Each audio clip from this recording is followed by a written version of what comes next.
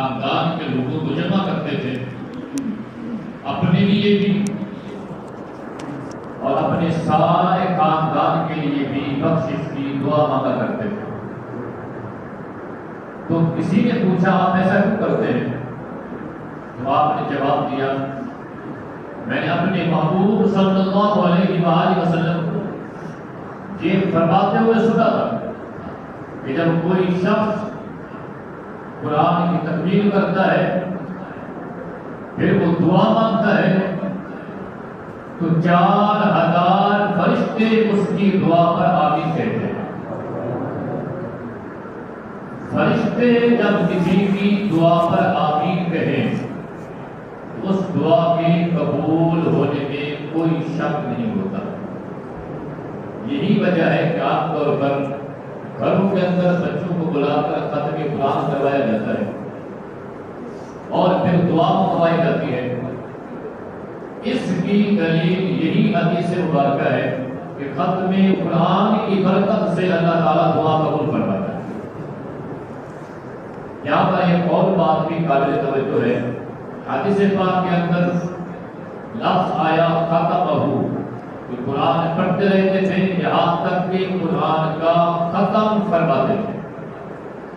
تو یہاں سے یہ پتہ چلتا ہے کہ جب کوئی قاری صاحب قرآن مجید فرقان حمید کو پڑھ لینے کے بعد وہ یہ کہہ سکتا ہے کہ میں نے قرآن مجید فرقان حمید کو ختم کیا ہے۔ ختم کا کیا مطلب ہوتا ہے کہ میں نے اول سے لے کر آخر تک قرآن پاک کو پڑھ لیا ہے۔ عام طور پر انہی ایام کے اندر فیس بک کے اوپر یہ بات چل پڑتی ہے کہ فلاں کہتا ہے کہ میں نے قرآن کو ختم کر دیا، تو وہ ختم دوسرے والا سمجھتے ہیں جو فنا کے مطلب میں ہوتا ہے، یعنی کہ ہم نے قرآن کو بعد اللہ فنا کر دیا۔ ہرگز اس کا یہ مطلب نہیں ہوتا۔ وہ ختم قرآن یہ کہا جا سکتا ہے۔ ویسے بھی قرآن مجید فرقان حمید جب سورۃ الناس پڑھتے ہیں تو اس کے آخر میں لکھا ہوتا ہے دعائے ختم القرآن، یعنی ختم قرآن کی دعا۔ تو ختم کا لفظ قرآن کے ساتھ ملا لینا یہ کوئی غلط یا ناجائز اور یہ کوئی گناہ والا الفاظ نہیں ہوتا۔ بہرحال اب سب کو خوش قسمتی ہے کہ آج قرآن مجید فرقان حمید کی تدبیر ہوئی، ختم قرآن پاک ہوا۔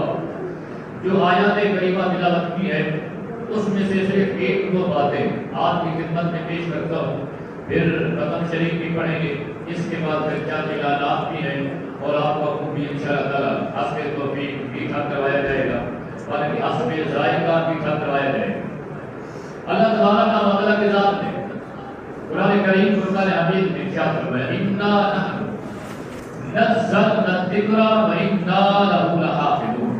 مفہوم آیت یہ ہے کہ بے شک ہم نے قرآن کو نازل کیا اور بے شک ہم ہی قرآن کی حفاظت کرنے والے ہیں۔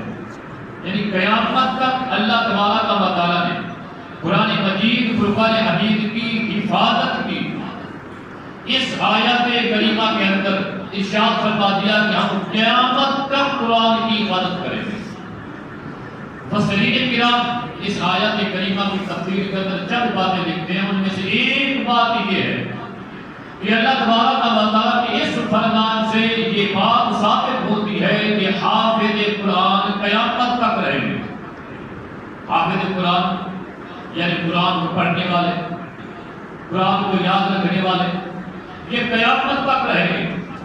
حافظ قرآن کے ذمہ اللہ نے یہ ذمہ داری ادا کی ہے کہ تو نے قرآن کے ہر ایک الفاظ کی حفاظت کرنی ہے، یعنی بسم اللہ الرحمن الرحیم کی با سے لے کر والناس کی سین تک درمیان میں جتنا بھی قرآن ہے، قرآن کے ہر الفاظ کی، ہر لفظ کی، ہر حرف کی، ہر آیت کریمہ کی حفاظت کی ذمہ داری اللہ نے حافظ قرآن کے ذمہ لگا دی ہے۔ یعنی جب تک حافظ قرآن پڑھتا رہے گا قرآن کی حفاظت رہے گی۔ ایسے مزید حافظ قرآن پیدا ہوتے رہیں گے اور قیامت تک قرآن بھی رہے گا، حافظ قرآن بھی رہیں گے۔ دوسری بات یہ تھی کہ حفاظ کرام کے ذمہ اللہ نے قرآن ایک گروہ ہوگا علماء کرام کا، جن کا ہوگا علماء کرام کا ہوگا۔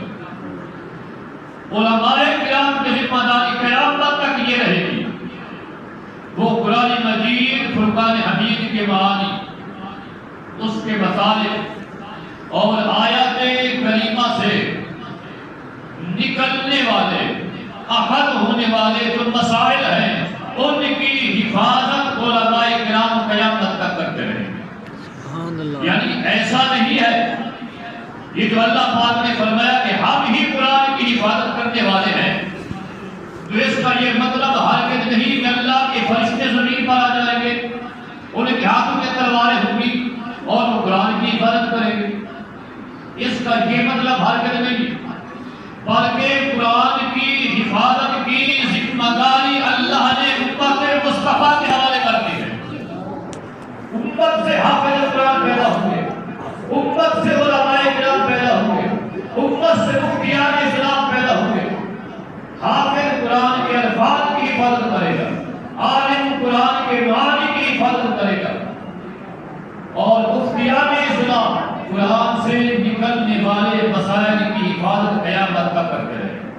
یہی وجہ ہے کہ آج تک کسی نے بھی قرآن مجید فرقان حمید کی کسی آیت کے اندر، کسی حرف، کسی جملے کے اندر آج تک کوئی بھی کسی قسم کی کوئی تبدیلی، رد و بدل نہیں کر سکا۔